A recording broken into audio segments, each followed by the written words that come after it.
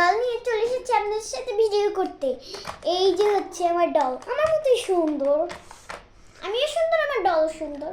এই যে pack pack pack, এক এক করে খুলে নি। এই যে এটা আমার নামও লেখা আছে, মাস্তিয়া।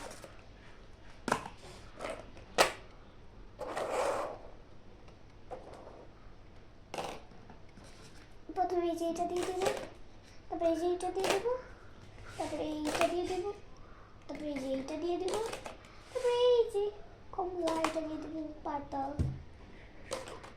তারপরে দিয়ে দেবো পিঙ্ক, গ্রিন,